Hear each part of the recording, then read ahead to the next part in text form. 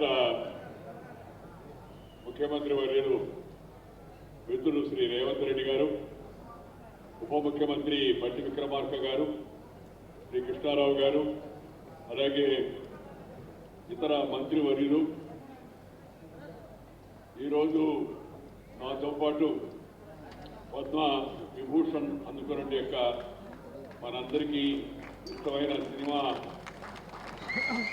కథానాయకుడు యొక్క చిరంజీవి గారు, అలాగే తెలంగాణ నుంచి పద్మ అవార్డు వచ్చినట్టు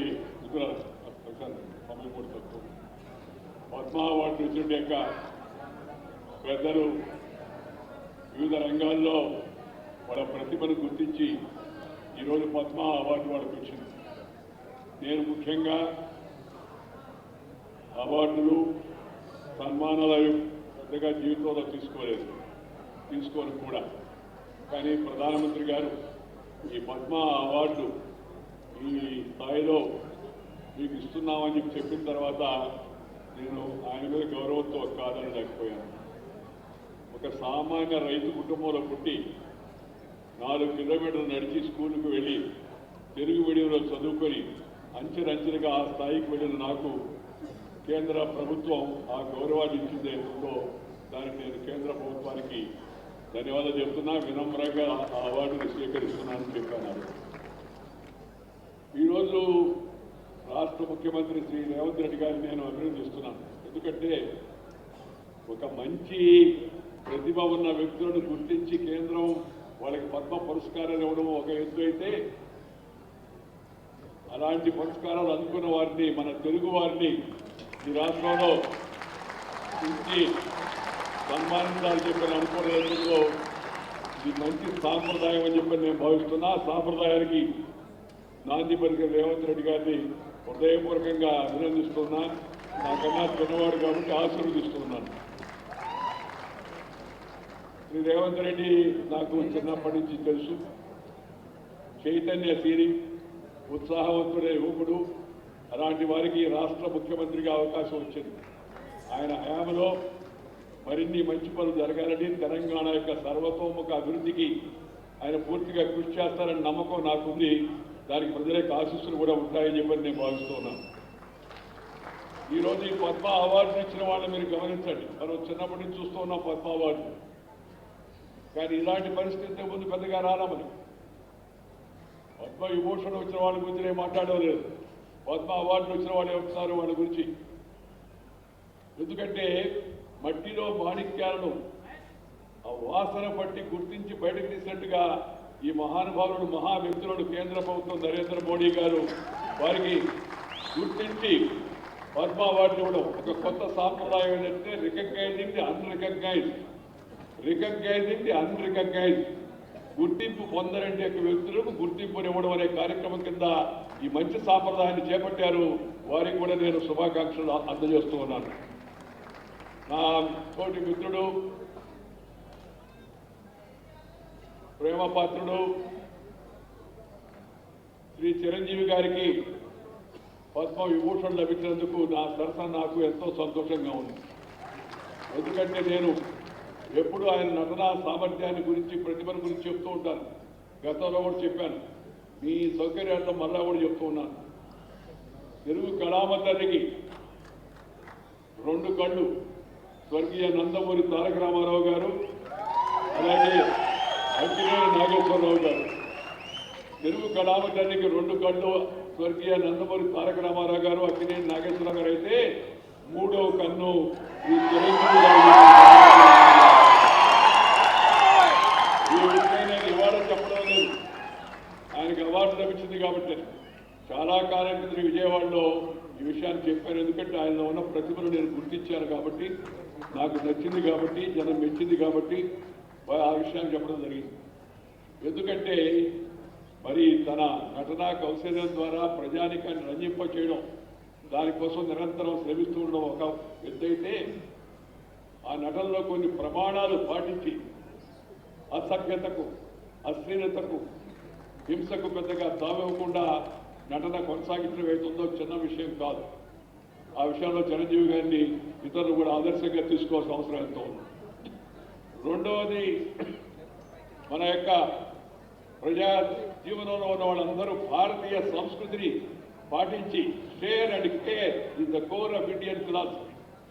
ఆదికాలం నుంచి, వేదకాలం నుంచి, పుణ్యకాలం నుంచి, పురాణకాలం నుంచి మన పూర్వీకులు అనుభవించి రంగరించి మనకు మేళవించి మనకు అందించిన వారసత్వం అయితే ఉందా భారతీయత. నువ్వు పెంచుకో, ఇతరులతో పంచుకో, పెంచుకో, పంచుకో. షేర్ అండ్ కేర్ అనేది మన పెద్దలు మనకు అందించినట్టు పెద్ద గొప్ప నానుడు. దాన్ని వారు జీవితంలో ఆచరిస్తూ పెద్ద నటుడుగా పేరు వచ్చినా, రాజకీయాల్లో అవకాశం వచ్చి పైకి వెళ్ళినా, మరి ఇంత జనానికి, సామాన్య జనానికి మేలు చేయాలనే ఉద్దేశంతో ఆ బ్లడ్ బ్యాంక్ కార్యక్రమాన్ని చేపట్టి దాన్ని కరోనా సమయం ఆ తర్వాత కూడా నిరంతరం కొనసాగించడం అవుతుందో చాలా చాలా అభినందించిన విషయాన్ని మీ అందరూ కూడా మనం చెప్పుకున్నాం. అందుకని సహజంగా వారికి ఈ అవార్డు వచ్చింది తెలిస్తే నాకు చాలా సంతోషం వేసింది. మిత్రులారా, నేను పెద్దగా ప్రసంగించాను, సమయం కూడా చాలా ఎక్కువ కాలాతీతం. ఒకటి ఒకటి ఒకటి ఒకటి ఒకటి ముఖ్యమంత్రి గారిని నేను అభినందించాను, ఇందాక కేంద్ర ప్రభుత్వాన్ని అభినందించాను, ఈ పద్మ అవార్డు వాడు ఇచ్చిన అందరిని అభినందించాను. జీవితంలో పట్టుదల ఉంటే, కృషి ఉంటే ప్రతి ఒక్కరు కూడా ఉన్నత శిఖరాలకు చేరుకోవచ్చు అనేది ఈ అందరి యొక్క జీవితాల గురించి మనం కొత్త యువతరం, నవతరం తెలుసుకోవాల్సిన విషయాన్ని మీ అందరికీ కూడా మనం చేస్తున్నాం. కృషి, అందువల్ల ప్రతి ఒక్కరికి జీవితంలో క్రమశిక్షణ, సమయ పాలన, మాట తప్పకుండా ఉండడం, నీతి, నిజాయితీ, ఇతరులతో తనకు వచ్చిన దాన్ని పంచుకోవడం అవుతుందో అలవాటు చేసుకుంటే తప్పనిసరిగా జీవితంలో యువతరం కూడా పైకి వస్తారని చెప్పి నేను ఈ సభలో ఉన్న యువకులకే కాకుండా రాష్ట్రంలో ఉన్న యువకులందరూ కూడా నేను ఈ సందర్భంగానే మనవి చేస్తా ఉన్నాను. అలాంటి అవకాశం వస్తుందంటే ప్రయత్నం చేస్తే వస్తుంది. మనం ఇష్టపడిన పనిని కష్టపడి చేస్తే నష్టపడేది లేదు అనేది నా యొక్క భావన. ఇష్టపడిన పనిని కష్టపడి చేస్తే నష్టపడేది లేదు. ఈ వయసులో కూడా ఇలా ఉత్సాహంగా ఉండి ఇంత పొరకనెత్తించేట్టుగా నటన చేయడం అంటే చిన్న విషయంగా జనానికి ఎంత శ్రమ ఉందో, రోజు ఎంత బాధలు పడుతుంటారో, ఎంత ఇబ్బంది పడుతూ ఉంటారో నటులు మనం అర్థం చేసుకోవచ్చు. బట్ శ్రమ, ఆ శ్రమ అది ఇష్టపడిన శ్రమ, ఇష్టపడిన శ్రమని కష్టపడి చేస్తే నష్టపడేది లేదు, మంచి గుర్తింపు వస్తుంది. దానికి వారి యొక్క జీవితం కూడా ఒక ఉదాహరణ చెప్పిన సందర్భంగా నేను మనవి చేస్తా ఉన్నాను. ప్రజా జీవనంలో ఉన్న వ్యక్తులు కొన్ని విలువలు పాటించాలా. ఇందాక వారు చెప్పారు కదా, సాంప్రదాయాలు పాటించాలి. నేను ఈ వేదిక సందర్భంగా అందరికీ కూడా కోరేది ఏంటంటే, జీవితంలో మనకందరికీ అవకాశం రాదు, వచ్చిన అవకాశాన్ని మంచిగా ఉపయోగించి కొన్ని ప్రమాణాలు నెలకొల్పండి, కొన్ని విలువలు కాపాడండి. ఈ మధ్యకాలంలో అసెంబ్లీలో, పార్లమెంట్లో వివిధ స్థాయిల్లో జరుగుతున్న గలాటాలు ప్రజల్లో చాలా ఆందోళన కలిగిస్తూ ఉన్నాయి. One way demoralising the people. Keeping that in mind, one must correct himself and herself. ప్రతి ఒక్కరు కూడా తమ జీవితాన్ని సరిదిద్దుకునే ప్రయత్నం చేయాల్సిన అవసరం ఎంతో ఉంది. అవసరమైన వాళ్ళందరూ ప్రజాప్రతినిధులు అంటే ఆ ఎంపీలు. నేను చైర్మన్గా ఉన్న రాజ్యసభకు 5 ఏళ్ల పాటు, అంతకుముందు మంత్రిగా ఉన్నాను పార్లమెంటరీ అఫైర్స్, అలాగే ఇతర మంత్రిత్వ శాఖల్లో ఉన్నాను, చూశాను. ప్రతిపక్షంలో ఉన్నాను, అధికార పక్షంలో ఉన్నాను.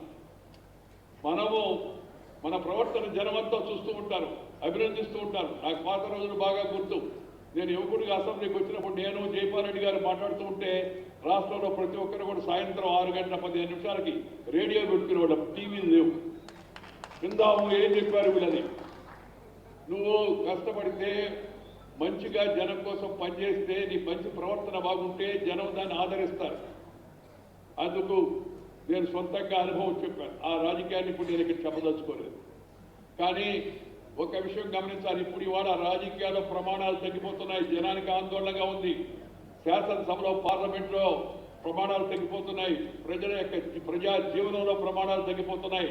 అధికారుల స్థాయిలో, అనధికారుల స్థాయిలో ఈ ప్రమాణాలను మళ్ళా తిరిగి సరిదిద్దాల్సిన కర్తవ్యం మన అందరి పైన ఉందని చెప్పని ఈ శుభ సందర్భంగా నేను అందరికీ కూడా మనం చేస్తా ఉన్నాను. ఆ మధ్య కొందరు అడిగారు ఒక మీటింగ్లో నన్ను, సోదరిమణి, సార్ మరి భయంకరంగా ఉంది సార్ పరిస్థితి, ఏముందమ్మా అంటే, అది వినాలంటే మీరు టీవీ పెడితే, రేడియో పెడితే చూద్దామంటే అది పెడితే ఆ మాటలు కూతురు మాట్లాడుతూ ఉన్నారు సార్ ఎమ్మెల్యే అని చెప్పి. నేను చెప్పానమ్మా దానికి సమాధానం మీ చేతిలో ఉందని. మా చేతిలో ఎట్లుంటుంది సార్, వాళ్ళు దొరికిపోతే మమ్మల్ని ఏమైనా చేయరా అన్నారు. ఏం లేదమ్మా, మీ చేతిలోనే ఉంది. ఈ బూతులు మాట్లాడే వాళ్ళకి పోనీ బూతులోనే సమాధానం చెప్పండి అని చెప్పాను.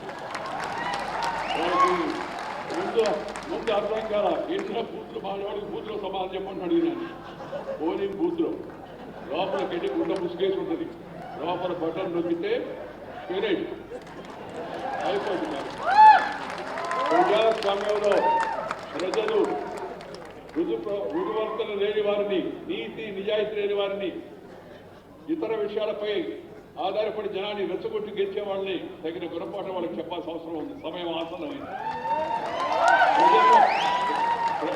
ప్రజలు మంచిగా ఉండేటికి ఎన్నుకున్న కానీ ఎన్నుకుంటే ప్రజలకు కూడా మంచి జరుగుతుంది. కులం పేరుతో, మతం పేరుతో, వర్గం పేరుతో, వర్ణం పేరుతో, జిల్లా పేరుతో, భాష పేరుతో జనాన్ని చీల్చే ప్రయత్నాలు చేయకూడదు. అందుకని నేను ఎప్పుడు ఒక మాట చెప్తున్నాను, ఆ మాట చెప్పి ముగిస్తాను. Character, calibre, capacity and conduct ఉన్న వ్యక్తులను ఎన్నుకోవాలి.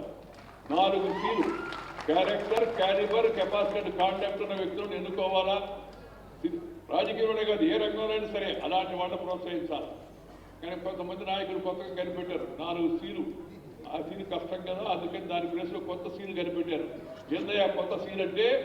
Caste, community, cash, criminality. ఆ సీలు వద్దు. కానీ నేను వాళ్ళకి కూడా చెప్పదలుచుకున్నది, తాత్కాలికంగా ఒకసారి ఉపయోగపడొచ్చామో కానీ అరకాలం లక్షణాలు వాటిని దూరంగా పెట్టి మంచి తనంతో మంచిగా ప్రజలకు ఉపయోగం చేసే ప్రయత్నం ప్రజాప్రతినిధులు చేయాలని సందర్భంగా మనం చేస్తూ, ప్రతిభ ఉంటే పురస్కారం లభిస్తుంది, దానంతటనే దాని గురించి ఆలోచించాల్సిన అవసరం లేదని చెప్పని మరొకసారి చెప్తూ తెలంగాణ ప్రభుత్వానికి నేను అభినందనలు తెలియజేస్తూ, మరి నాకు రేవంత్ రెడ్డి గారు చెప్తే నేను చెప్పానయ్యా మామూలుగా నేను సన్మానాలు పెద్దగా అంగీకరిస్తాను, దట్టు ఈ అవార్డు ఇచ్చిన సందర్భంగా అంటే లేదు సార్, ప్రభుత్వం తరఫున మా తెలుగువాడిగా మీకు ఈ అవార్డు ఇచ్చినందుకు మేము ప్రభుత్వం తరఫున సన్మానిస్తామని చెప్పాను. అందుకని నేను వెంటనే అంగీకరించాను. ఇవాళ ఈ కార్యక్రమంలో పాల్గొన్నాను. మీ అందరి యొక్క అభిమానానికి హృదయపూర్వక ధన్యవాదాలు తెలియజేస్తూ మీద సెలవు తీసుకొని నమస్కారం. జై హింద్.